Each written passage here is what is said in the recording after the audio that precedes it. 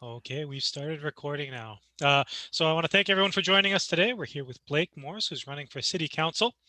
We are South Central Brooklyn United for Progress, grassroots group that operates in Southern and Central Brooklyn. What we try to do is a variety of programming to let people know what's going on in the community.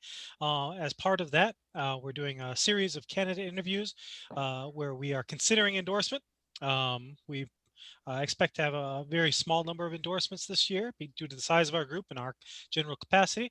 But we want to give everyone an opportunity to learn about the candidates and learn where they're coming from. So we'll have all this information on our website. We have a number of questionnaires and videos already up there. I encourage you to go to our website and check them out. And now I'm going to stop talking because we're all here to hear from Blake. So Blake, with no further ado, if you'd like to introduce yourself for about 5 minutes, and then we'll do about 10 minutes of Q&A. All right, excellent. Thank you. So I appreciate everyone coming to my endorsement interview this snowy afternoon. So we'll have warm thoughts and hot questions on this cold and wintry day. So for those of you who don't know me, I'm Blake Morris. I was a founding member, or one of the founding members of South Central Brooklyn a few years ago. I ran for state senate in district number 17 in 2018. I've been living in Brooklyn and New York City since 1984. I've been living in Flatbush for 20 years. I've been a practicing attorney in commercial litigation and contract disputes since 1987, all in New York City. When I graduated law school, I worked for the Department of City Planning for a couple of years in their technical review department and also in their waterfront department. And from working in the waterfront, I ended up at the Department of Ports and Terminals, which eventually got merged into the Economic Development Corporation, commonly known as EDC.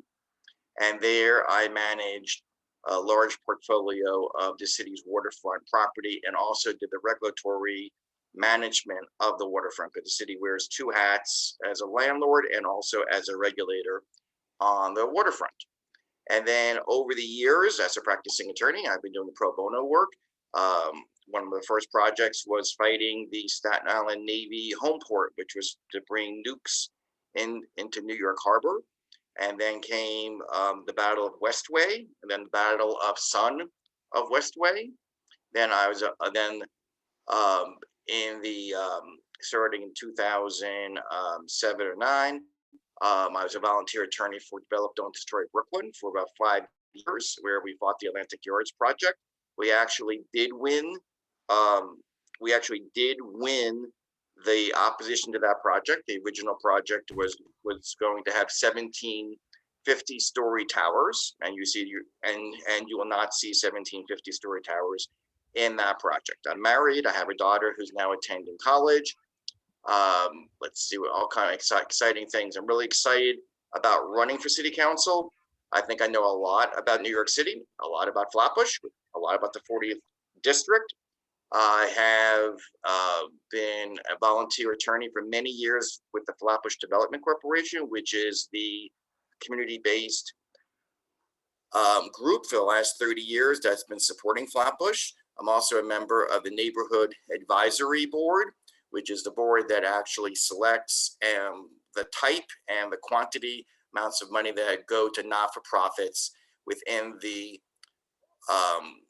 not so much a piece of the 40th district, but mainly in the community board 14.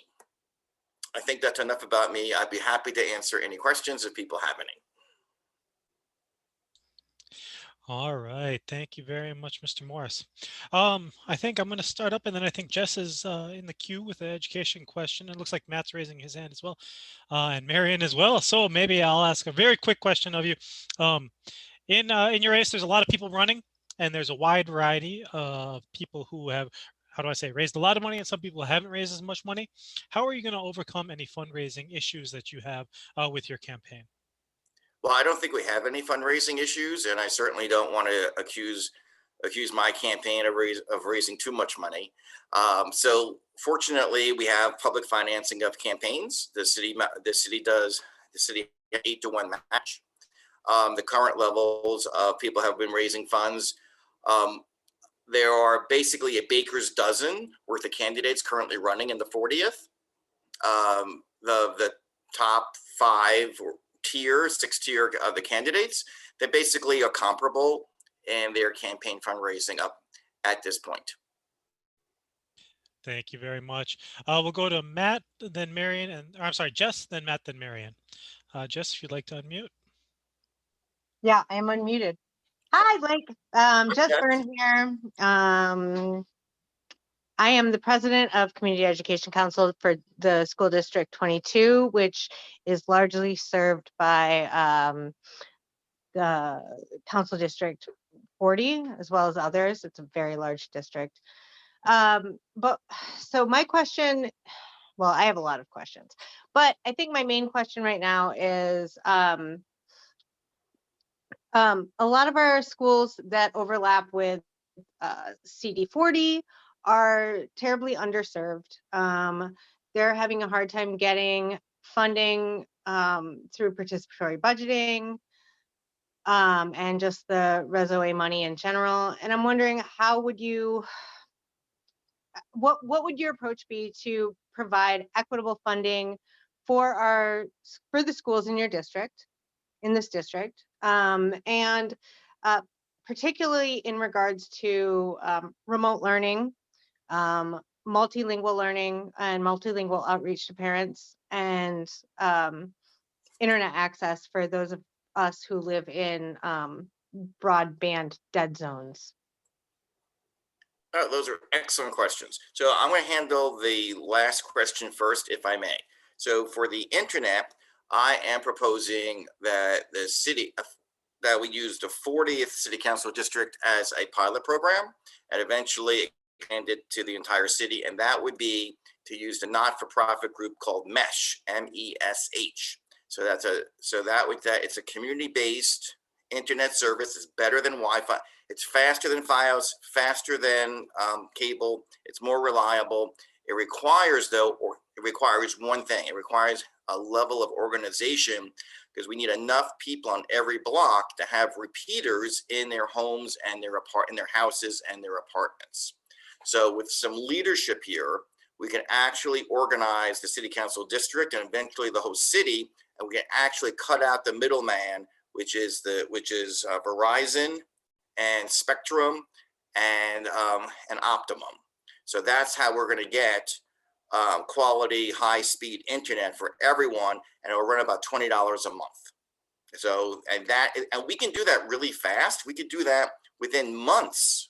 So this is something we can do now.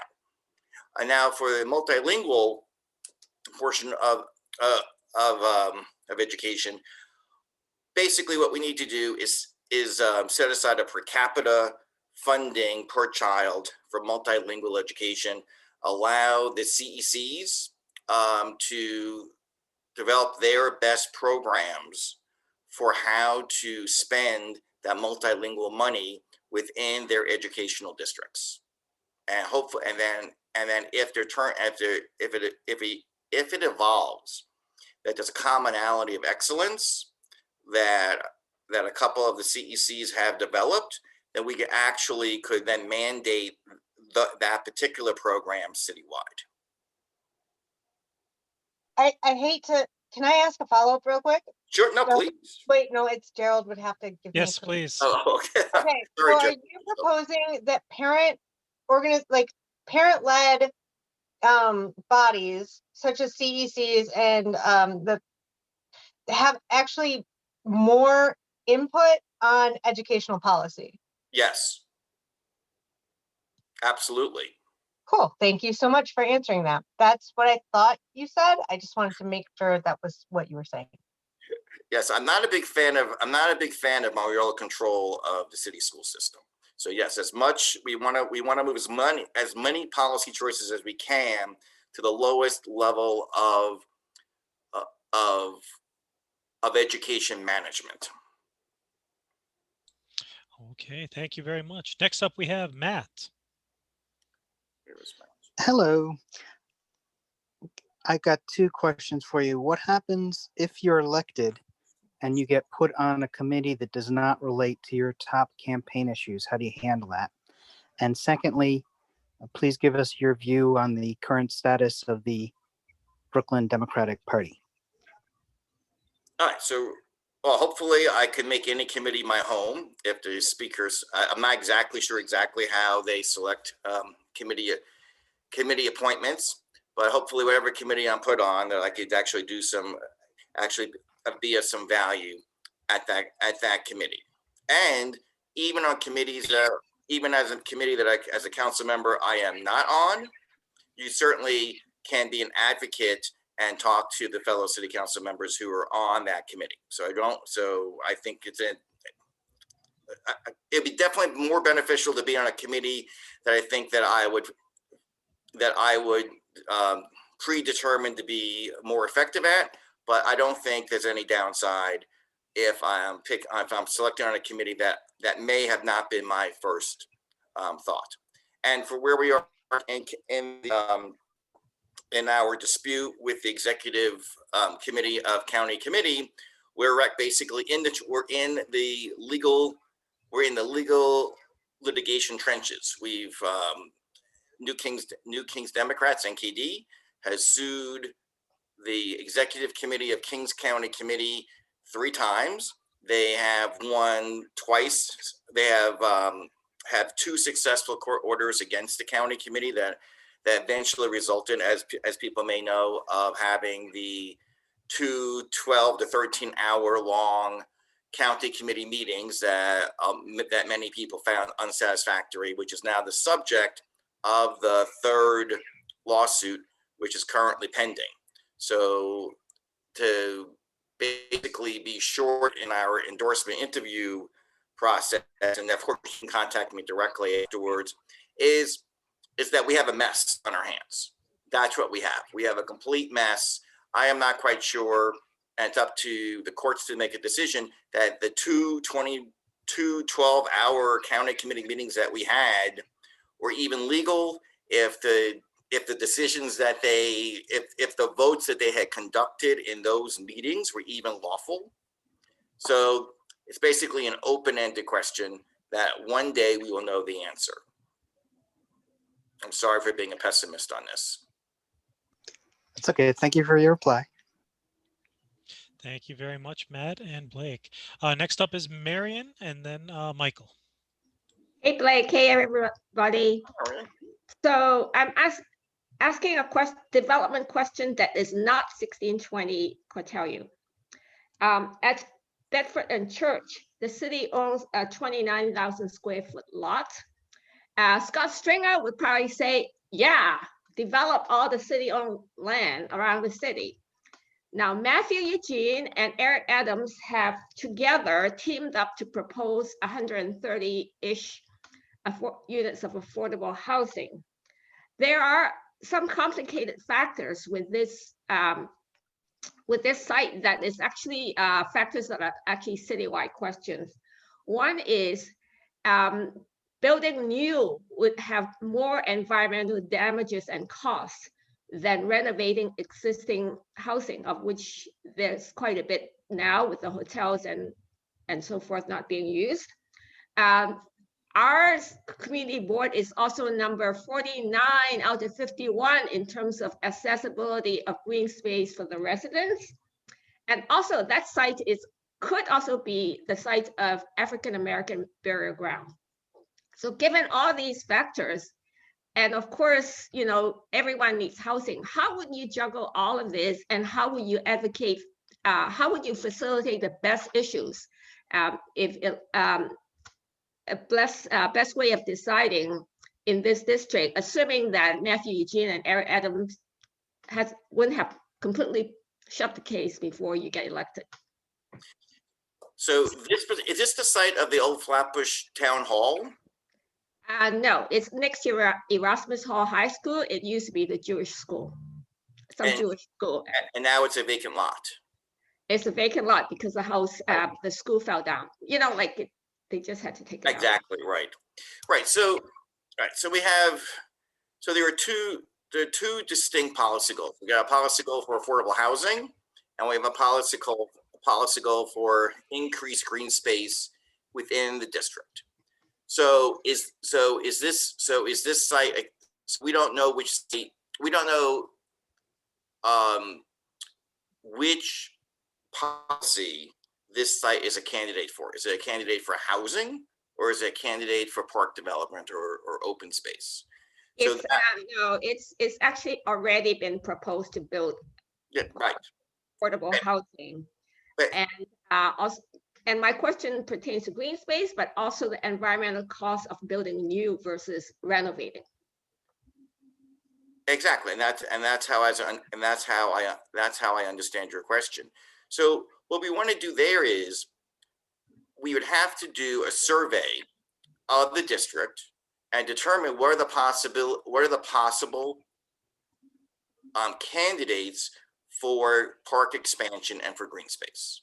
So that's the first question. So then we could score, I mean, this is basic planning. We could score our candidate spaces about what is our best spaces for open space. And depending on that score, that could tell us, should this be a candidate for open space? We also have the historical archaeological issue of a historical connection. So there is a process to do an historical review to make sure that we're not building on an ancient burial ground, which actually may increase the score. If that turns out to be the case, that might increase the score then of the open space criteria. But let's say it's not a burial ground and the space performs poorly compared to other possible spaces for open space, right? It's too small, it's in shadow, the streets are too congested by it, whatever the criteria is. For open space, then I think we can do affordable housing. And I would like to see a I don't know the plan that the borough president has now for this space, but I would like to see a cooperative housing built. So I would have that the city pension fund basically fund a cooperative building that would have shareholders and tenants. All the apartments would be affordable. So we'd have some units occupied, but some units would be affordable for ownership, and some units would be affordable for rental. And that way we can mitigate the impacts of new construction. We could have it as an LEED building. We can maximize the most energy efficient tools, and we can actually give the public the things that they want. Okay, thank you so much. Thank you. I am gonna Thank you move for it your question.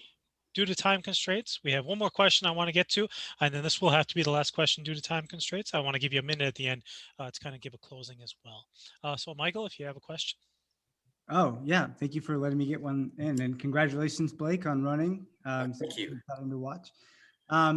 So my question is about 1620, but I'll broaden it just to get to some of your housing values and your plan more generally. I mean, I think the 1620 conversation has really lacked nuance and has not been data driven. And I'm sure you know a lot of that from your time at EDC. It's from some of your background.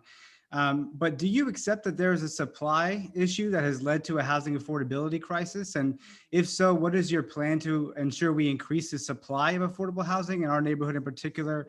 And might that include something like accessory dwelling units?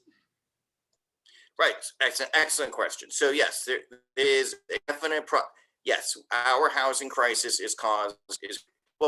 there's two separate components to it. There's an affordability component and there's an availability, right? There are two branches to this.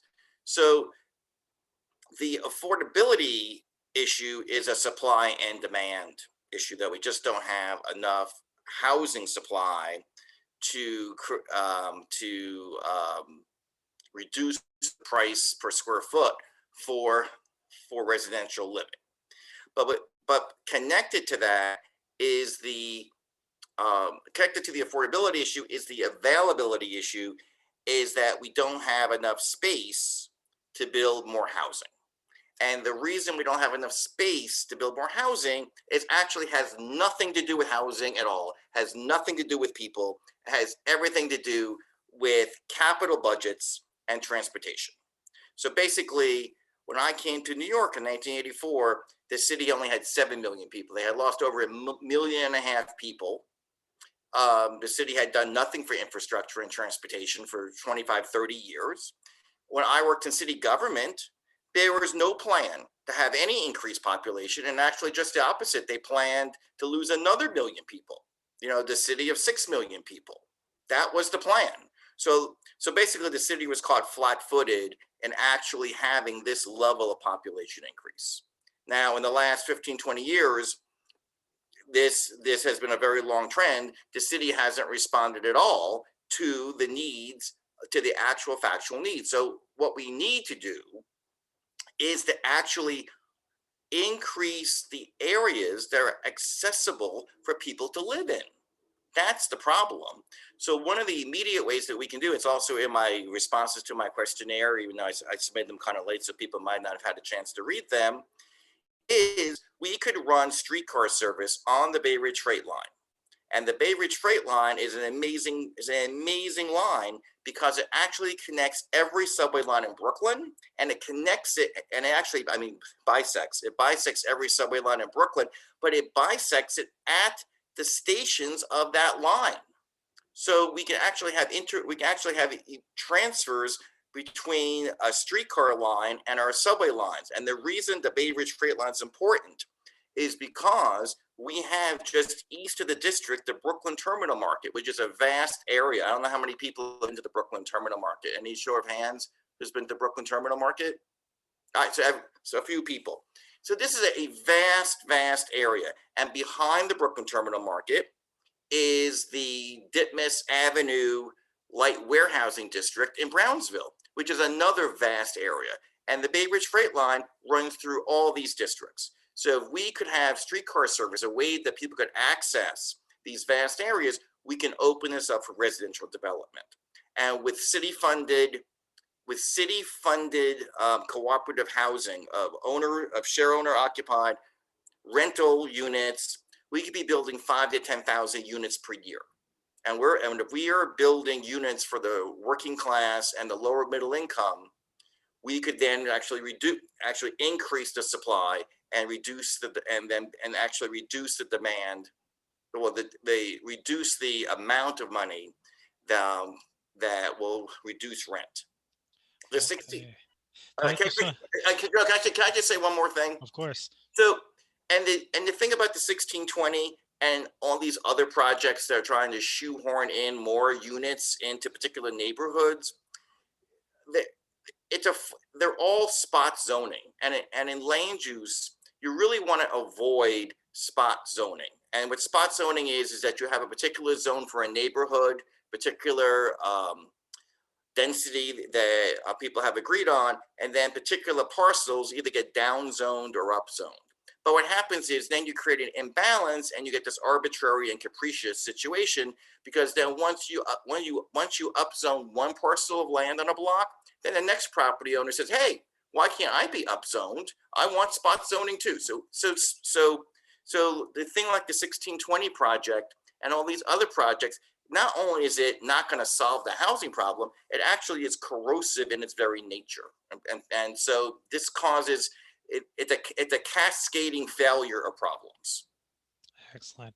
Thank you so much, Blake. I really appreciate all of your time today. We do have another meeting coming up, so we are going to have to end this one, but we really appreciate all of your time, all of your information. If there are additional questions, please feel free to send it to any of us at South Central Brooklyn, and we will get it forward to Blake. We also have his questionnaire up on the website now. We will be putting this video on the website as well. That does have direct contact information, so you can reach out to the campaign directly if you'd like to as well. One more time, thank you so much, Mr. Morris, and everyone else for coming today. Have a great day, everybody. Bye.